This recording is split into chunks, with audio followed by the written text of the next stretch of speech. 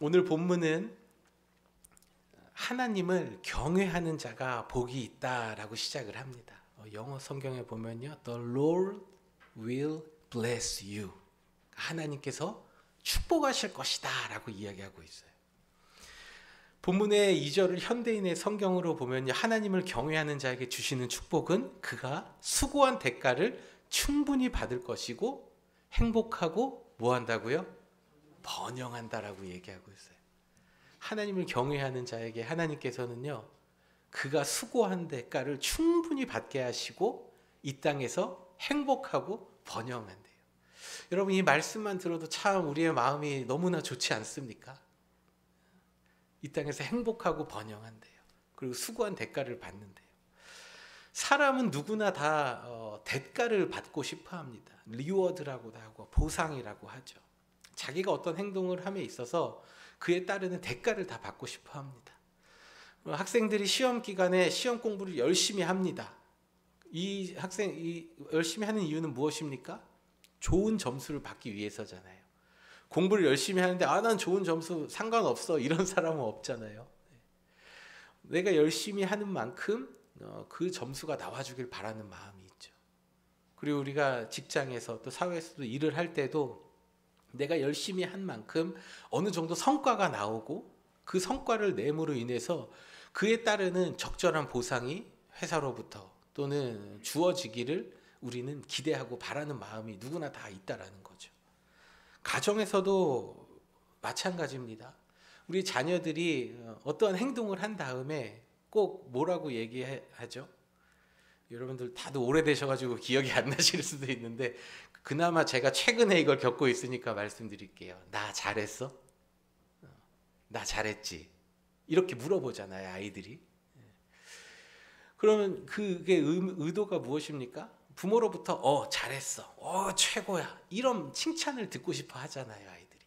그런 것처럼 가정 안에서도 자녀들이 부모로부터 어떤 칭찬과 보상을 기대하는 것처럼 부부 사이에서도 똑같습니다. 열심히 무언가를 했을 때에 나의 배우자, 아내로부터 또 남편으로부터 어떠한 칭찬이 들려오기를, 듣기를 원하죠. 어떤 분은 그러시더라고요. 그냥 사는 거지 뭔 칭찬이야. 어느 정도 지나가면 이제 그런 거 더 이상도 바라지는 않게 된다고 하더라고요. 여러분의 가정에 혹시 그런 분들이 계십니까? 여러분이 부부 사이의 관계에 있어서 그 칭찬이 회복되는 은혜가 있기를 축복합니다. 우리는 칭찬하고 칭찬을 받아야 돼요. 당연한 건 없습니다. 아내가 밥을 열심히 해요. 그러면 당연한 겁니까? 남자는 돈을 버는 거야, 아내는 집안 살림을 하는 거야. 이게 당연한 게 아니잖아요. 왜 해줘야 됩니까? 내가 왜 돈을 벌어야 됩니까? 한 번만 생각하고 두 번 생각하면요, 우리가 가정에서 배우자에게 느끼는 그 고마움은요, 감사한 거고 당연한 게 아니라는 것이죠. 그러므로 우리는 서로를 좀 인정해주고 칭찬해주는 게 필요하다라는 거죠. 우리는 부부 사이에 있어서도 어떠한 보상이 따라오길 원해요. 내가 잘한 것을 우리 아내가 좀 알아줬으면 좋겠고, 내가 이렇게 한 것을 우리 남편이 좀 알아줬으면 좋겠다라는 마음을 가지고 살아가요. 사람과의 관계에서도 마찬가지입니다. 어떤 사람과의 관계에 있어서도 내가 이만큼 했을 때 내 마음을 좀 알아주기를 바라는 마음, 또는 뭐 가는 게 있으면은 뭐예요? 오는 게 있었으면 좋겠다라는 마음들도 우리 세상 사람들은 가지고 있잖아요. 근데 꼭 그런 것뿐만 아니더라도 하여튼 뭔가 이렇게 서로 이렇게 반응하는 것을 우리는 원한다는 거죠. 근데 여러분, 우리가 세상을 살다 보면은 어떻습니까? 우리가 원하는 대로 그 적절한 대가와 보상이 이루어집니까? 이루어질 때도 있죠. 그러나 내가 한 행동에 의해서 항상 적절한 대가와 보상이 이루어지는 것은 아닙니다. 이것은 고대 사회에서도 마찬가지였습니다. 고대 사회의 농경 문화 또 이 목축 문화가 발달했을 때 열심히 농사를 짓고 동물을 잘 가꾸어도요, 바람 한번 불고 자연재해 일어나면요, 수확하는 것이 적었습니다. 내가 열심히 땀 흘려 수고한 만큼의 결실을 얻지 못했어요. 이런 일들이 너무나 많이 일어났습니다. 그리고 내가 가축을 돌보고 내 재산을 지키려고 해도요, 누군가의 침략으로 인해서 모든 것을 다 빼앗겨 버리는 일들이 비일비재하게 너무나도 흔히 일어났습니다. 그래서 내가 수고한 만큼 그 대가를 얻는 것, 그 보상을 얻는 것은요, 굉장히 어려운 시대였어요. 이것은 사람과의 관계에서도 마찬가지인데요. 성경의 창세기 27장에 보면요, 야곱이 결혼하는 이야기가 나옵니다. 야곱이 그의 외삼촌 집에서 그 아내 라헬을 얻기 위해서 몇 년을 열심히 일했습니까? 예, 7년을 열심히 일했잖아요. 아무런 대가 없이 그냥 아내를 얻기 위해서 7년을 일했습니다. 그런데 무슨 일이 일어났습니까? 들어오라는 라헬은 안 들어오고 언니 레아가 들어왔잖아요. 야곱이 이제 얼마나 황당합니까? 그래서 외삼촌 왜 이런 짓을 나에게 합니까? 내가 뭘 잘못했습니까? 이런 불합리한 일들, 내가 수고한 만큼의 정당한 대가가 이루어지지 않은 일들이 성경에서도 나타나요. 가까운 친족 사이에서도 이렇게 불합리하고 이해되지 않은 일들이 일어나는 것처럼 우리가 살고 있는 이 현대 사회에서도요, 내가 노력한 만큼 그에 맞는 보상이 주어지지 않을 때가 너무나도 많다라는 것이죠. 그래서 내가 열심히 수고한 대가를 충분히 받는 것은요, 하나님께서 주시는 축복이며 하나님께서 우리의 삶에 축복해 주셔야지만 가능한 것입니다. 하나님을 경외하는 자에게는요, 수고한 대가를 충분히 받고 행복하고 번영하는 축복을 내려주신다 말씀하고 있습니다. 사랑하는 성도 여러분, 하나님을 경외함으로 이 하나님께서 여러분의 손에 수고한 대로 그 대가에 맞는, 그 대가에 충분한 보상을 주시는 그 하나님의 돌봄과 보호하심을 경험하시기를 주님의 이름으로 축복합니다. 또한 본문의 3절을 보면요, 아내를 결실한 포도나무, 자녀들은 어린 감람나무에 비유하고 있습니다. 기쁨과 즐거움을 상징하는 포도 열매가 풍성한 결실을 맺는 것은요, 하나님의 축복이 가정 안에 관련된 모든 일들이 아내를 통하여 집안 구석 곳곳에 채워진다라는 것을 비유적으로 말씀하고 있는 거예요. 하나님의 풍성한 축복이 누구를 통해 채워진다고요? 가정에? 남편들인가요? 아니에요. 아내들을 통해서 하나님의 풍성한 축복이 가정 곳곳에 채워진다. 기쁨과 즐거움이 가정 안에 화목함이 넘친다라는 것을 오늘 본문은 비유적으로 말씀하고 있습니다. 여러분, 옛 어르신들이 하는 말씀 중에 그런 말들이 있죠. 집안에 여자가 잘 들어와야 집안이 잘 된다. 여러분들 표정이, 아우 목사님 무슨 지금 조선시대도 아니고 지금 그런 무식한 말씀을 여러분, 이 말씀을 드리는 건요, 여자들이 아내들이 잘해야지 된다, 그걸 말씀드리는 게 아니에요. 하나님의 축복은, 그 가정에 주시는 축복은 누구를 통해 들어온다고요? 아내를 통해 들어온다는 거예요. 남편들이 아닙니다. 남편들이 잘하는 것 같지만 여러분, 하나님이 주시는 그 가정 안에 기쁨과 또 즐거움을 상징하는 포도 열매, 그러니까 가득 결실한 포도 열매를 누가 맺는다고요? 아내를 통하여 맺고 아내를 통하여 주신다는 거예요. 남자는요, 여자의 말을 잘 들어야 됩니다. 남자분들 표정이 잘 아리송한 표정을 짓고 계시는데, 영어에도 그런 표현이 있더라고요. Men need to listen to woman 이라는 표현이 있더라고요. 여자 말을 잘 들어야 돼요. 저는 여러분, 제 아내 말을 잘 들을 것 같이 생겼습니까? 안 들을 것 같이 생겼습니까? 여러분의 웃음이 모든 것을 알고 많은 것을 느끼게 해드립니다. 그래서 제가 많이 회개하고 있습니다. 왜 그런지 모르겠는데 남자가 이런 게 제 안에 있더라고요. 굉장히 보수적인 모습이 있는데, 성경에 보니까요, 아브라함이 그의 여종 하갈을 통해서 그 자녀를 얻죠. 이스마엘이라고 하는. 근데 하나님의 약속을 어긴 거예요. 아브라함이 기다리라고, 사례를 통하여서 나는 자녀가 내 씨앗이 되고 될 것이다라고 얘기했는데 그거를 못 기다리고 아브라함이 그 몸종을 통해서 이스마엘이라는 아들을 낳았죠. 근데 이스마엘이 그 아들 이삭을 사라를 통해 낳은 이삭을 계속 괴롭히는 것을 보고 사라가 이제 저 여종과 이집트 여종과 이스마엘을 내쫓으라고 얘기합니다. 지금 시대에는 내쫓으면요 뭐 어디 가서 뭐 애틀랜타 가서 살 수 있잖아요. 잭슨빌 가서 살 수 있잖아요. 내가 얘 케어하겠다. 근데 당시에 고대 사회에서 그 공동체 안에서 내쫓긴다는 것은요 죽음을 의미했습니다. 죽음. 공동체에서 내쳐진 사람은요 다른 공동체에서 받아들여지지가 않았어요.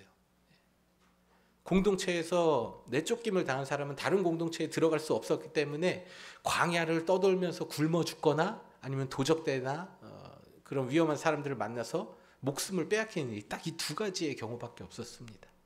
그러자 아브라함이 고민을 하죠. 아니 저것도 내 아들인데 이제 내보내면 죽는 건데 지금 자신의 아내 사라가 내쫓으라고 하니까 죽이라고 하니까 아브라함이 얼마나 마음에 근심이 됐겠습니까? 아브라함 입장에서는 같은 자식이었고 차마 내쫓을 수 없어서 걱정하고 뭐 어찌할 바를 모르고 있을 때 창세기 21장 12절에서 하나님이 이렇게 말씀하세요. 하나님이 아브라함에게 이르시되 내 아이나 내 여종으로 말미암아 근심하지 말고 사라가 내게 이른 말을 다 들으라. 사라가 한 말을 다 들으래요. 우리의 생각과 그걸 이성으로는 우리의 그걸로는요 이해할 수 없는 이야기인 거잖아요. 하나님 어떻게 저렇게 잔인한 분이시죠? 이렇게 얘기할 수 없는데 이거는 이제 뭐 오늘은 이걸 다 설명할 수가 없지만 하나님께서는 그냥 얘기했어요. 사라에게 just do what Sarah tells you. just do래요. just do. 여러분 just do it 아시죠? 그냥 하는 거예요. 그냥 하나님이 그냥 해. 사람 말 들어라 얘기하는 거예요. 너 고민해봐. You think about it 아니에요.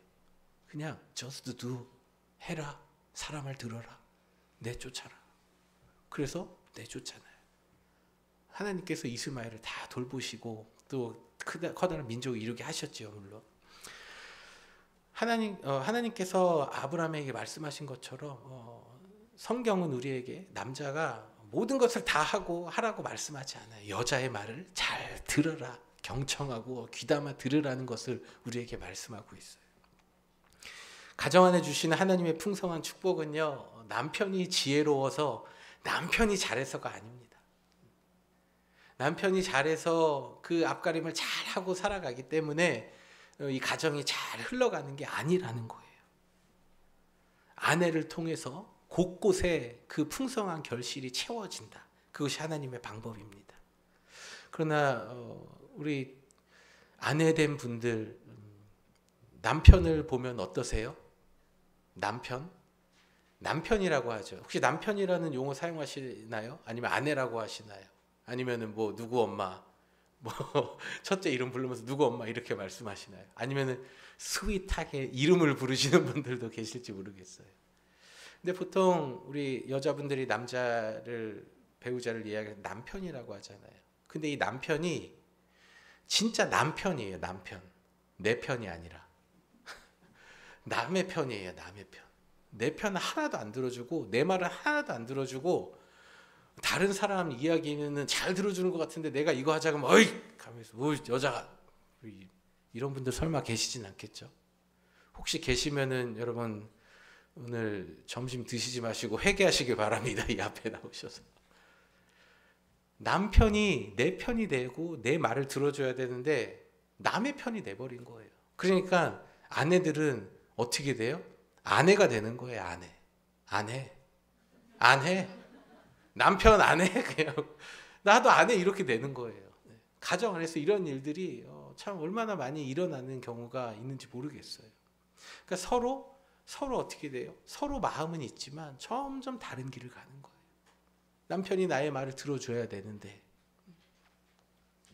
그러면은 나의 남편을 내 안에 들어오게 해서 내 마음에 품고 남편을 사랑하며 우리 가정을 돌보는 아내가 될 텐데 남편이 그냥 남의 편이 돼버리니까 아내 나도 이렇게 되고 있지는 않습니까?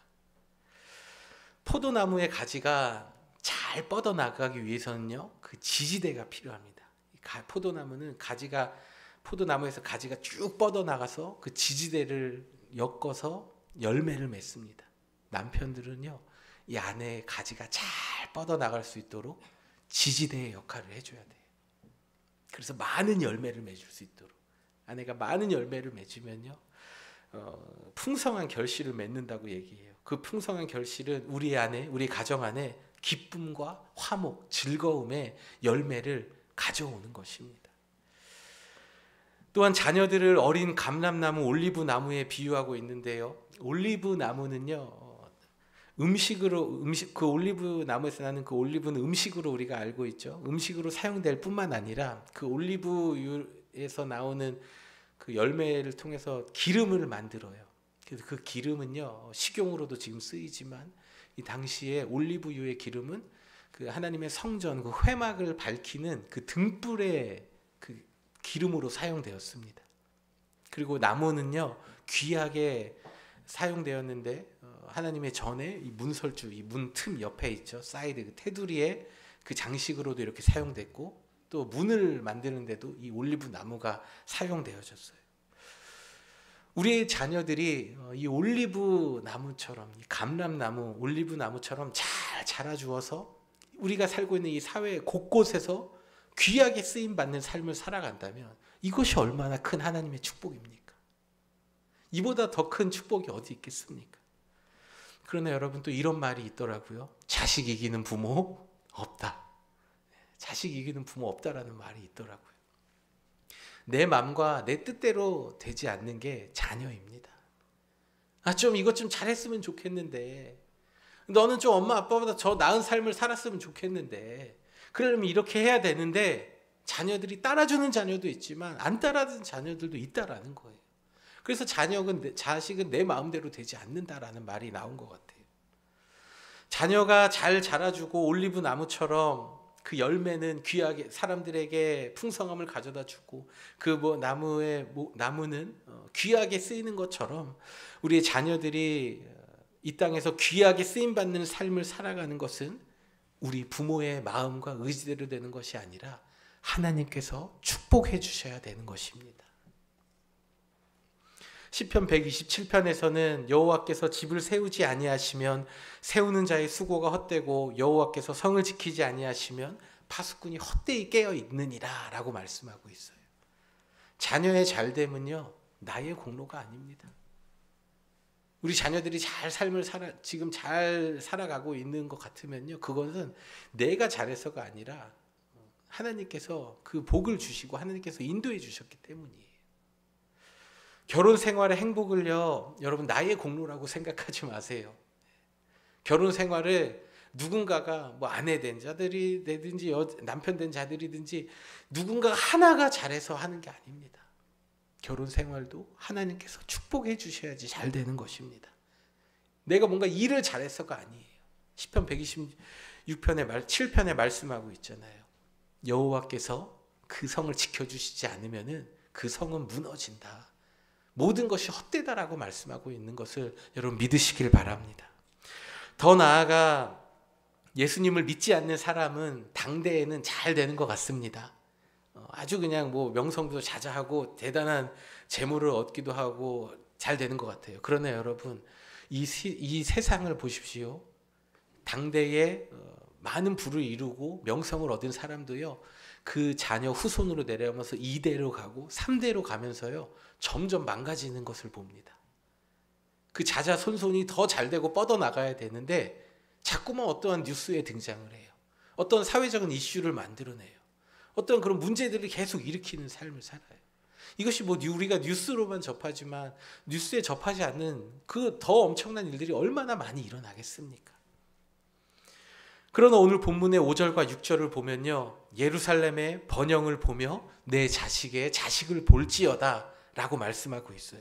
예루살렘의 번영은요, 비유적인 표현입니다. 그가 속한 가정이라는 공동체, 또 그가 속한 공동체, 그 예루살렘이라는 그 공동체를 비유하면서 그가 속한 공동체에 하나님께서 넘치는 축복을 부어주신 것을 직접 눈으로 보고 그 자식의 자식을 본다. 자녀의 후손이 잘 되는 것을 보는 축복을 하나님께서 주신다라고 말씀하고 있는 것입니다. 여러분의 현재의 삶, 그리고 앞으로의 삶, 노년의 삶에도 이러한 하나님의 축복이 있으시길 주님의 이름으로 축복합니다. 이러한 하나님의 복을 받는 비결, 하나님께서 주시는 복을 받는 사람은 오늘 어떤 사람입니까? 오늘 본문의 1절에서 여호와를 경외하는 자, 그의 길을 걷는 자. 현대인의 성경은 이것을 두려운 마음으로 여호와를 섬기며 그의 명령대로 사는 자가 이러한 복을 받는다라고 말씀하고 있습니다. 우리가 이 땅에서 성공한 인생, 그리고 우리의 손에 수고한 대로 그에 맞는 보상과 대가를 받고 또 우리의 가정이 기쁨과 화목함 속에서 살아가기 위해서는요, 우리는 하나님을 두려운 마음으로 섬기는 것, 하나님의 말씀대로 살아야 합니다. 하나님께서 주시는 복을 받는 사람은 어떤 사람입니까? 하나님을 경외하는 사람입니다. 하나님을 경외하는 사람.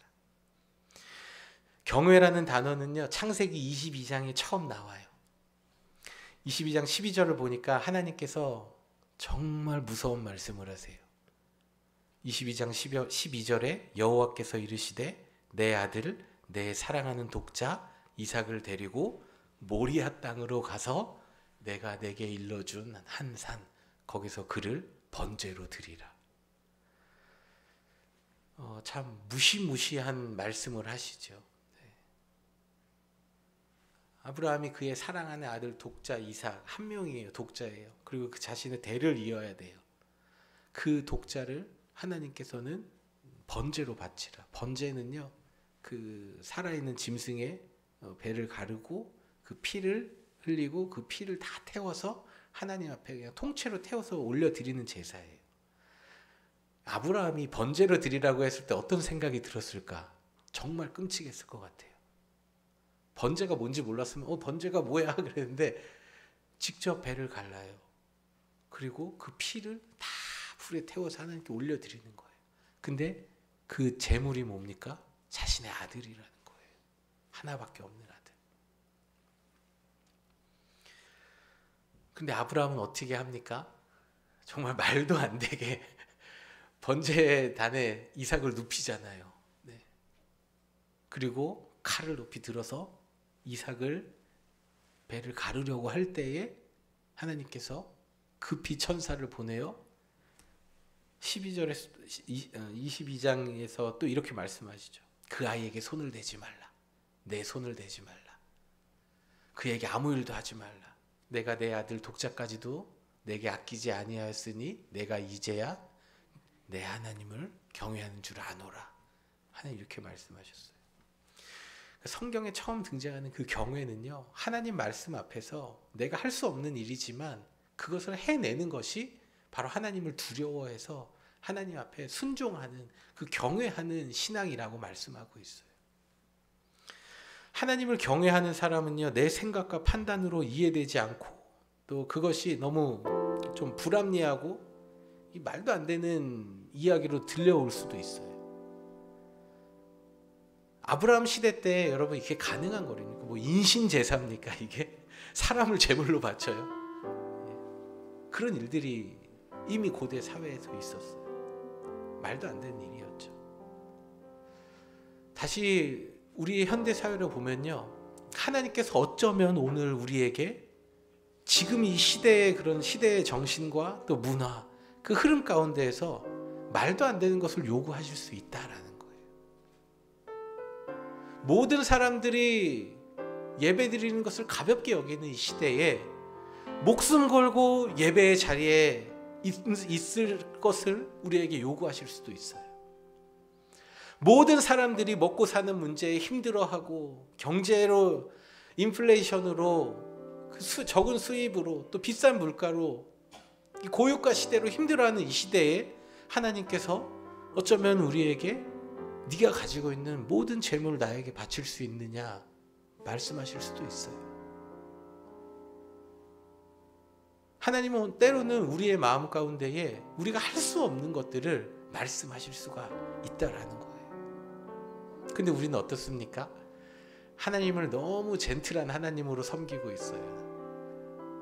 하나님 우리에게 전체적인 헌신을 요구하시고 내 말씀대로 살아라 말씀하시는데, 하나님 지금 제 상황 아시잖아요. 요것만 좀 해결하면은 제가 하겠습니다.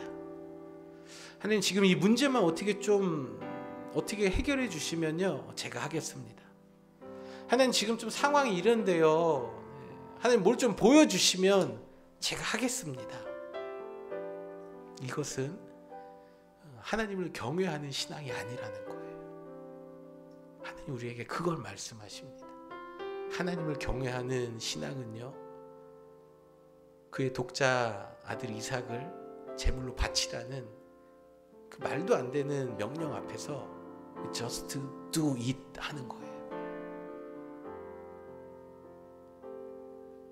히브리서 11장 6절에도 믿음으로 노아는 하나님을 경외함으로 아직 보이지 않는 일들을 지시하셨을 때 경외심을 가지고 방주를 지어서 자기 가족을 구원했다라고 말씀하고 있어요.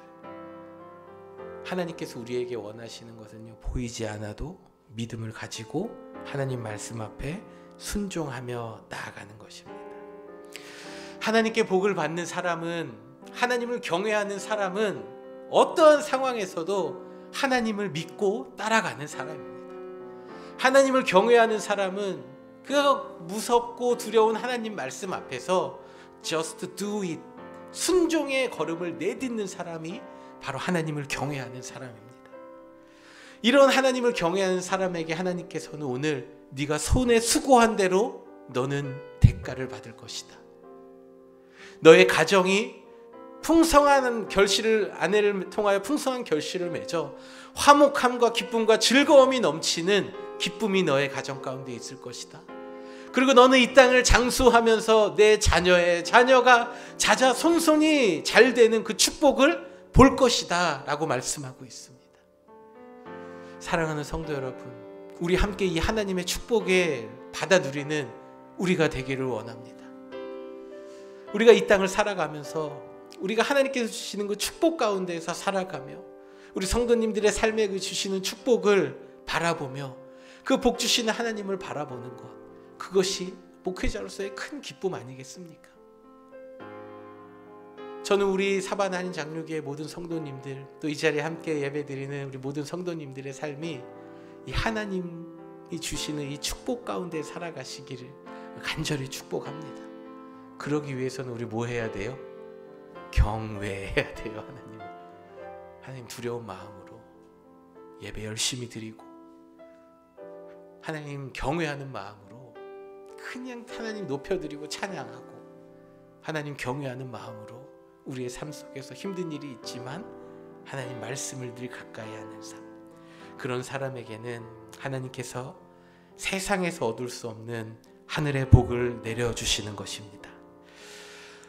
올 한 해 우리에게 각자 주신 그 약속의 말씀을 붙드십시오. 그리고 오늘도 살아 역사하셔서 우리의 마음 가운데 말씀하시는 그 하나님의 말씀을 따라 이 땅을 살아가며 손에 수고한 대로 먹는 복을 받고, 나의 노력으로 어떻게 할 수 없는 우리의 가정에 주시는, 우리의 자녀들에게 주시는 그 축복 가운데 살아가는 하나님의 은혜를 경험하는 우리 모두가 되어지길 원합니다. 오늘도 우리에게 말씀하시며 하나님을 경외하는 자들을 축복의 길로, 은혜의 길로 인도하신 하나님 앞에 우리 모두 자리에서 함께 일어나셔서 우리 고백의 찬양 함께 드리도록 하겠습니다.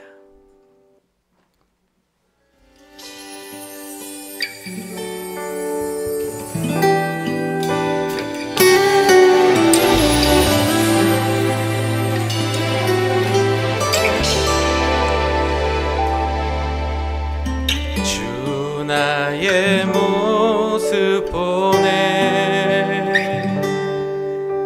상한 나의 맘 보시네. 주 나의 눈물 안에 홀로 울던 맘 아시네. 주 나의 모습 보네, 상한 나의 맘 보시네. 주 나의 눈물 안에 홀로 울던 나 아시네. 세상 소망 다 사라져가도 주의 사랑 끝이 없으니 살아가는 이 모든 순간이 주 은혜임을 나는 믿네. 우리 한 번 더 찬양할까요? 주 사랑 내게 있는 그 사랑이 날 채우네. 아멘. 주님의 사랑으로를 채워주시네.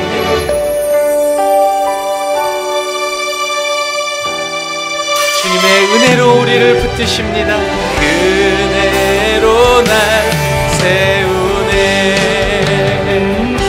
세상 소망 다 사라져가도 여호와께 소망을 두고 여호와를 경외하는 자에게 복 주시는 주님 바라보십시오. 끝이 없으니 살아가는 이 모든 순간이 주 은혜임을 나는 믿네. 세상 소망 다 사라져가도 주의 사랑은 끝이 없으니 아멘. 살아가는 이 모든 순간이 주 은혜임을 오늘 우리에게 주신 말씀을 가지고 우리 하나님 앞에 함께 기도합시다. 아버지 하나님, 우리의 삶 가운데 하나님 함께하여 주심을 감사드립니다. 세상에서 넘어지고 연약하고 하나님 말씀대로 살아가지 못하는 저희들이지만 하나님 오늘도 말씀을 통하여 하나님을 경외하는 자, 하나님의 말씀 앞에 두려워 하나님의 말씀대로 살아가고자 노력하는 자에게 우리의 이 땅에서 수고한 대로 넘치도록 축복해 주시는 은혜와 또 우리의 가정에 화목함과 평안함과 기쁨과 평안을 주시며 또 우리의 자자손손 귀하게 쓰임받고 잘되는 축복을 주시겠다 약속의 말씀을 주신 하나님, 주님을 찬양하며 감사합니다. 하나님, 우리의 삶 가운데에 역사하시고 하나님을 길로 인도하여 주시는 주님을 따라서 주님을 경외함으로 살아가는 저희들 되기 원합니다. 하나님, 우리의 삶 가운데에 현실의 어려움과 아픔이 있지만 하나님 그 모든 아픔과 슬픔 가운데 우리와 함께 하시며 우리의 눈물을 기쁨으로 바꾸실 주님을 기대합니다. 우리의 탄식을 주님을 향한 찬양으로 바꾸실 주님을 기대하며 여호와 하나님 말씀에 순종하며 하나님 말씀 붙들고 살아가면 저희들 되도록 주님 인도하여 주시옵소서. 세상 소망 다 사라져가도 우리를 향한 주님의 약속의 말씀은 변치 않습니다. 주의 사랑 끝이 없으니 살아가는 이 모든 순간이 주 은혜임을 우리 한 번 더 찬양합시다. 세상 소망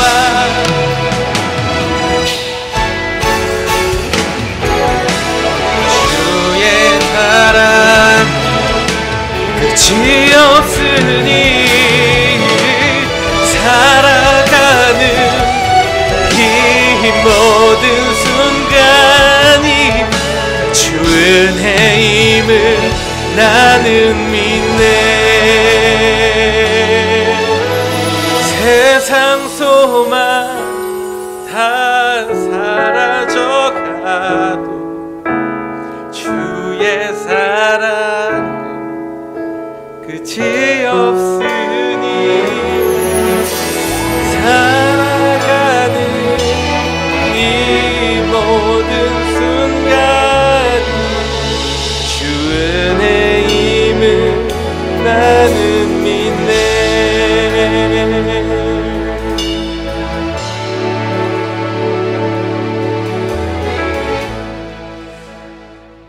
우리 주 예수 그리스도의 은혜와 하나님 아버지의 측량할 수 없는 사랑과 성령님의 감화와 감동, 교통 역사 인도하심이, 하나님의 사랑이 언제나 우리의 삶을 붙들어 주시며 우리를 축복의 길로 인도하시며 우리의 놓지 않으신다는 그 믿음을 가지고 살아가는 이 자리에 모인 모든 성도들 한 사람 한 사람 머리 위에 하나님을 경외함으로 이 땅에서 하나님이 주시는 축복을 받아 살아가기를 다짐하는 이 자리에 모인 모든 성도들 한 사람 머리 위에 이제부터 영원토록 함께 가시기를 간절히 축원하옵나이다. 아멘.